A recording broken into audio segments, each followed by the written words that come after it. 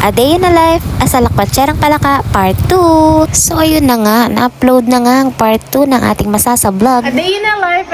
Hala, hindi, para kang tanga. So ayun na nga, natuloy na nga ang hula. Nasisipaging mag-edit ang babaeng Itesa Valete kung hirahuhurahi. Hala, hindi, OE. At ito na, nakarating na kami sa Las Casas de Alvarez and bababa na kami dahil may surprise sa amin si Kapitana Ami na siyang may-ari ng aming accommodation. Valete kung hindi, OE ka. It is my fourth time na pala. Akala ko third time. Fourth time na pala. Bakla ka. Pero ito pa rin yung accommodation na binabalik-balikan namin dahil hindi ka magiging OA. Bakit ba? Gusto namin dito eh.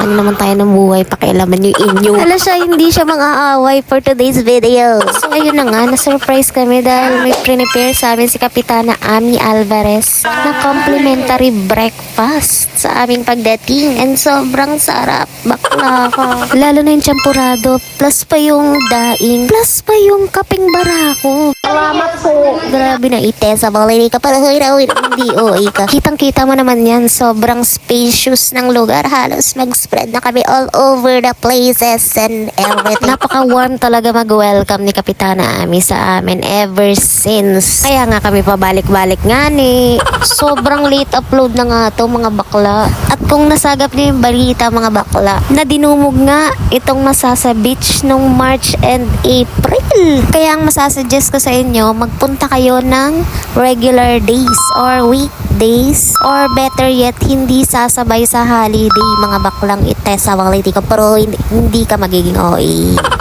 Nagpahinga nga muna kami dyan kasi pagod na pagod kami sa biyahe. 3 a.m. pa lang. Gising na ang mga taong ito at bumiyahe ng maaga para maaga ring makarating. Ayan, plakda. Habang ang mga bata, alive na alive. Kita mo naman, oh. Habang yung iba namin mga kasamahan nagpapahinga, itong mga batang ito sobrang taas ng energy. Grabe.